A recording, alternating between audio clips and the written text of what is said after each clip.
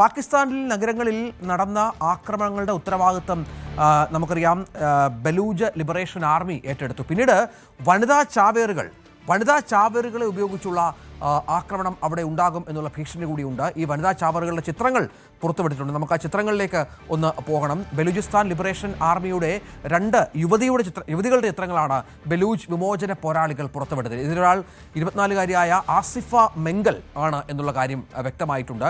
മറ്റേ യുവതിയുടെ വിശദാംശങ്ങൾ പുറത്തു വന്നിട്ടില്ല എന്നതും പ്രധാനമാണ്. ബലൂചിസ്ഥാനിലെ നുഷ്കി സ്വദേശിയായ മുഹമ്മദ് ഇസ്മയാൽ എന്നയാളുടെ മകളാണ് മെങ്കൽ എന്ന് BLA പ്രസ്താവനയിൽ പറഞ്ഞു.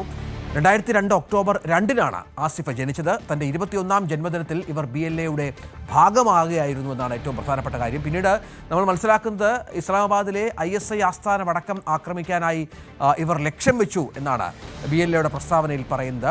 രണ്ടാമത്തെ യുവതി തൻ്റെ സഹപ്രവർത്തകർക്കൊപ്പം പാകിസ്ഥാൻ സർക്കാരിനെ പരിഹസിക്കുന്നതും കാണാം. പാക് സർക്കാർ അടിച്ചമർത്തപ്പെട്ട അമ്മമാരുടെയും സഹോദരിമാരുടെയും മേൽ അവരുടെ അധികാരം കാണിക്കുന്നു. അവർ വിചാരിക്കുന്നതിലും അപ്പുറമാണ് നമ്മൾ. ഒരു വലിയ തോക്ക് പിടിച്ച് ചിരിച്ചുകൊണ്ടാണ് ഈ യുവതി ഇത് പറയുന്നത്.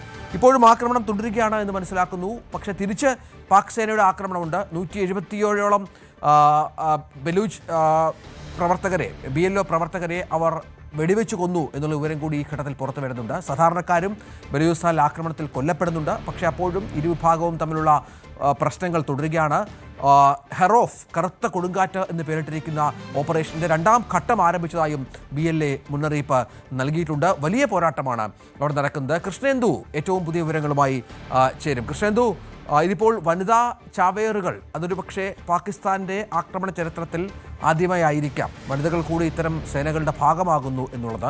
അതാണ് ഈ ഘട്ടത്തിൽ നിർണായകമാകുന്നത്. എന്താണ് മനസ്സിലാക്കേണ്ടത്? വല്ലാതെ പ്രതിരോധത്തിലാണോ പാക് സേന? തീർച്ചയായും വല്ലാത്ത പ്രതിരോധത്തിലാണ് പാക് സേന ഇപ്പോൾ ഉള്ളത്.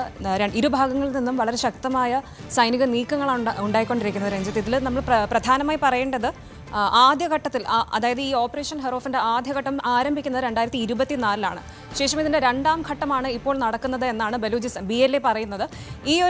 ഇത് ഇപ്പോൾ നടക്കുന്ന ഈ 2ാം ഘട്ടം എന്ന് പറയുന്നത് വളരെ സ്ട്രോങ് ആയിട്ടുള്ളൊരു സൈനിക നീക്കം തന്നെയാണ്. ഇതിൽ പ്രത്യേകമായി പറയേണ്ടത് സ്ത്രീകളുടെ പങ്കാണ്. അതിൽ രഞ്ജിത്ത് നേരത്തെ പറഞ്ഞ പോലെ ആസിഫ മെങ്കൽ എന്ന് പറയുന്ന 24-കാരിയുടെ പങ്കാണ് ഇതിൽ പ്രത്യേകം എടുത്ത് പറയേണ്ടത്. ഒപ്പം വേറൊരു യുവതി കൂടി ഇതിലുണ്ട്. പക്ഷേ അവരുടെ പേര് വിവരങ്ങൾ നമുക്കിതുവരെ ലഭ്യമല്ല. പിന്നെ പ്രത്യേകം ശ്രദ്ധിക്കേണ്ട മറ്റൊരു കാര്യം എന്ന് പറയുന്നത് 2026 ജനുവരി അവസാനത്തോടു കൂടിയാണ് ഈ ഒരു ആക്രമണ പരമ്പര ഓപ്പറേഷൻ ഹെറോഫിൻ്റെ 2ാം ഘട്ടം ആരംഭിച്ചിരിക്കുന്നത്. ഇതിൽ നിരവധി പേരുടെ എന്ന് പറയുമ്പോൾ വിഘടനവാദികളുടെയും അതുപോലെ തന്നെ സൈനികരുടെയും ജീവനും സ്വത്തുക്കൾക്കും വളരെയധികം നാശനഷ്ടങ്ങൾ ഉണ്ടായി എന്നാണ് മനസ്സിലാക്കുന്നത്. തുടരുക ശ്രീ മോഹൻ വർഗീസ് ടെലിഫോൺ ലൈനിലൂടെ വിദേശകാര്യ വ്യക്തി. ശ്രീ മോഹൻ വർഗീസ്, ഈ BLA ഒരു പുതിയ ആക്രമണ രീതിയിലേക്ക് മാറുകയാണ്. അതായത് വനിതാ ചാവേറുകൾ ഒരുപക്ഷെ പാക് ചരിത്രത്തിൽ ആദ്യമായിരിക്കാം ഈ 2 വനിതാ ചാവേറുകളെ ഇത്തരത്തിൽ റിക്രൂട്ട് ചെയ്യുന്നതും ആക്രമണത്തിന് നിയോഗിക്കുകയും മറ്റും ചെയ്യുന്നത്. BLAയുടെ ആക്രമണത്തിൽ അക്ഷരാർത്ഥത്തിൽ പ്രതിരോധത്തിലായിരിക്കുകയാണോ പാക് സേന? തീർച്ചയായും ബലൂചിസ്ഥാൻ ലിബറേഷൻ ഓർഗനൈസേഷൻ വലിയ രീതിയിലുള്ള പുതിയ മാർഗങ്ങളാണ് ഇപ്പോൾ അവലംബിച്ചുകൊണ്ടിരിക്കുന്നത്. പാകിസ്ഥാൻ സേന അവിടെ നടത്തുന്ന ബലൂചിസ്ഥാൻ എന്ന ഏറ്റവും വലിയ പ്രവിശ്യയിൽ, ഏറ്റവും ഭൂവിസ്തൃതിയുള്ള പ്രവിശ്യയിൽ നിരന്തരമായി നടത്തുന്ന വലിയ ആക്രമണങ്ങൾ, മനുഷ്യാവകാശ ലംഘനങ്ങൾ, ഇതിനെല്ലാം ഉള്ള പ്രതിരോധം എന്ന നിലയിലും പ്രതിവിധി എന്ന നിലയിലും ബലൂചിസ്ഥാന്റെ ലിബറേഷൻ ഫ്രണ്ട് നടത്തുന്ന ആക്രമണങ്ങൾക്ക് പുതിയ രൂപവും ഭാവവും നൽകിയിരിക്കുന്നു എന്നതാണ് ഇപ്പോൾ അതിന് വാർത്താ പ്രാധാന്യം ലഭിക്കാനുള്ള കാരണം. കഴിഞ്ഞ ഒരു 48 മണിക്കൂറിനുള്ളിൽ നടന്ന സ്ഫോടനങ്ങളുടെ വൻപൻ പരമ്പരകളാണ്. അത് 2 ഭാഗത്തും കനത്ത ആൾനാശമുണ്ടായി എന്ന നിലയിൽ തന്നെയാണ് റിപ്പോർട്ടുകൾ. ബലൂചിസ്ഥാൻ പ്രായോഗികമായി പാകിസ്ഥാനിൽ നിന്നും ആത്യന്തികമായി ബലൂചിസ്ഥാൻ വിഘടിച്ചു പോകുന്നതിന്റെ സൂചനകൾ തന്നെയാണ് ഇപ്പോൾ വന്നുകൊണ്ടിരിക്കുന്നത്. കാരണം ജനങ്ങൾക്ക് ഒരു രീതിയിലും പാകിസ്ഥാൻ ഭരണകൂടത്തിന് ബലൂചിസ്ഥാനിലെ ജനതയുമായി കണക്ട് ചെയ്യാൻ കഴിയുന്നില്ല എന്നതാണ് പ്രധാനം. അതുകൊണ്ട് ഇവിടുത്തെ ധാതു നിക്ഷേപത്തിന്റെ മേൽ മാത്രമാണ് കണ്ണ്. അവിടെ ബലൂചിസ്ഥാൻ തെക്കൻ പ്രദേശം കൂടിയാണ്, പാകിസ്ഥാന്റെ തെക്ക് പടിഞ്ഞാറൻ പ്രദേശമാണ്. അവിടെയുള്ള തുറമുഖങ്ങൾ പാകിസ്ഥാൻ തന്ത്രപ്രധാനമായ നിർണായകമായ ഇടമാണ്. കറാച്ചി കഴിഞ്ഞാലുള്ള ഗദ്ദാർ തുറമുഖം അത് ബലൂചിസ്ഥാന്റെ ഭാഗമാണ്. അത് മാത്രമല്ല, പുതിയതായി പസ്നി എന്ന ഒരു തുറമുഖത്തിനുള്ള ഒരു പ്ലാൻ അസ്ലിം മുനീർ എന്ന പാക് ജനറലിന്റെ പദ്ധതിയിലുണ്ട്. അത് അമേരിക്കയ്ക്ക് വലിയ സ്വീകാര്യമാകുന്ന ഒരു പദ്ധതിയുമാണ്. അതുകൊണ്ട് ബലൂചിസ്ഥാൻ തന്ത്രപരമായ ഒരു മേഖല ആണ്. ചൈനയുമായുള്ള ഇടനാഴി, ചൈന പാകിസ്ഥാൻ ഇക്കണോമിക് കോറിഡോർ അവസാനിക്കേണ്ടത് ഈ ദക്ഷിണ സമുദ്രങ്ങളിലാണ്, അറബിക്കടലിലാണ്.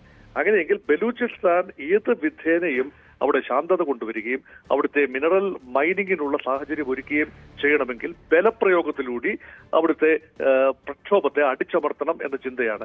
അതിന് വഴങ്ങാൻ തയ്യാറല്ല ബലൂചിസ്ഥാനിലെ പ്രക്ഷോഭകാരികൾ. അതുകൊണ്ട് ആദ്യമായി വനിതാ ചാവേറുകളെ രംഗത്തിറക്കിക്കൊണ്ട് സൈനിക ഇൻസ്റ്റലേഷനിലും മറ്റിടങ്ങളിലുമായി ആക്രമണം വ്യാപിക്കുകയാണ്. നോക്കൂ, ചാവേറുകൾ രംഗത്ത് വന്നു കഴിഞ്ഞാൽ അതിന് പ്രതിരോധമില്ല എന്നത് നമ്മൾ പല ആവർത്തി കണ്ടതുമാണ്. മരിക്കാൻ ഇറങ്ങിത്തിരിക്കുന്ന ഒരാൾക്ക് യഥാർത്ഥത്തിൽ തീർച്ചയായും ലക്ഷ്യം കാണാനാവും. അത് ആരോഗ്യപരമായ സമീപനമല്ല എങ്കിൽ പോലും.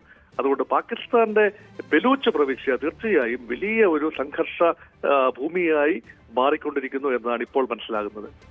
തീർച്ചയായും നന്ദി ശ്രീ മോഹൻ വർഗീസ് താങ്കളുടെ പ്രതികരണത്തിന്. കൃഷ്ണേന്ദു, അതാണ് 177 ബലൂജ് ലിബറേഷൻ പ്രവർത്തകരെ കൊലപ്പെടുത്താൻ പാക് സേന കഴിഞ്ഞു. രണ്ടാം ഘട്ടമെന്ന് പറഞ്ഞ് ആക്രമണം ശക്തമാക്കുമ്പോഴും പാക് സേനയും വളരെ വേഗം തന്നെ കളം പിടിക്കുന്ന പശ്ചാത്തലമുണ്ട്. ഏതായാലും സംഘർഷം അവസാനിപ്പിക്കുക, അവരെ അല്ലെങ്കിൽ നിയന്ത്രണത്തിലാക്കുക എന്നുള്ള വലിയ ലക്ഷ്യത്തിലേക്ക് പാക് സേന പോകുമ്പോഴും ഒരുപാട് പ്രതിരോധം അവർക്ക് നേരിടേണ്ടി വരുന്ന പശ്ചാത്തലം കൂടിയുണ്ടല്ലോ. തീർച്ചയായും രഞ്ജിത്ത്, ഇതിൽ പ്രത്യേകം എടുത്തു പറയേണ്ട ഒരു കാര്യം, ഒരേ സമയം 5 6 ജില്ലകളിലായിട്ട് 12-ലധികം കേന്ദ്രങ്ങളിലാണ് ആക്രമണങ്ങൾ ഈ BLA അഴിച്ചുവിട്ടിരിക്കുന്നത്. അപ്പോൾ തന്നെ നമുക്ക് ഇതിൻ്റെ ഒരു വ്യാപ്തി മനസ്സിലാക്കാൻ സാധിക്കും. അതുപോലെ നിരവധി പേരുടെ ജീവൻ നഷ്ടപ്പെട്ടിട്ടുണ്ട്. പാക് സേനയും തിരിച്ചടിക്കുന്നുണ്ട് എന്നാണ് മനസ്സിലാകുന്നത്. അതിലും നിരവധി കൃത്യമായ കണക്കുകൾ വ്യക്തമല്ലെങ്കിലും 170-ലധികം ആളുകളുടെ, അതായത് BLA പ്രവർത്തകരെ സൈനികരെ വധിച്ചതായിട്ടാണ് പാക് സേന പറയുന്നത്. പിന്നെ ഔദ്യോഗിക കണക്കുകൾ പ്രകാരം പറയുകയാണെങ്കിൽ 17 സുരക്ഷാ ഉദ്യോഗസ്ഥരും 31 സാധാരണക്കാരും ഈ ഒരു ആക്രമണങ്ങളിൽ, ഇതുവരെ നടന്ന ആക്രമണങ്ങളിൽ കൊല്ലപ്പെട്ടു എന്നാണ് നമുക്ക് അറിയാൻ സാധിക്കുന്നത്. പിന്നെ തീർച്ചയായും ഈ സ്ത്രീകളുടെ പങ്ക് എടുത്തു പറയേണ്ടത് തന്നെയാണ്.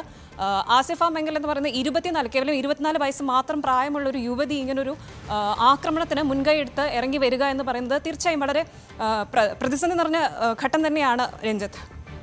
ഒപ്പം കൃഷ്ണേന്ദു, ഇവിടെ നമുക്കറിയാം പാകിസ്ഥാൻ നേരത്തെ ശ്രീ മോഹൻ വർഗീസ് പറഞ്ഞ പോലെ മിനറൽസിൻ്റെ വലിയൊരു കേന്ദ്രമാണ്. ബലൂചിസ്ഥാൻ പ്രവിശ്യ പാകിസ്ഥാനെ സംബന്ധിച്ചിടത്തോളം ഏറെ പ്രധാനമാണ്. പക്ഷേ അവർക്ക് ഒരു തരത്തിലും ഈ ബലൂജ് ആർമിയെ കൈകാര്യം ചെയ്യാൻ സാധിക്കുന്നില്ല. അവിടെ വല്ലാതെ വിഘടനവാദം ഉയർന്നു വരുന്ന സാഹചര്യം ഒരുങ്ങുന്നു.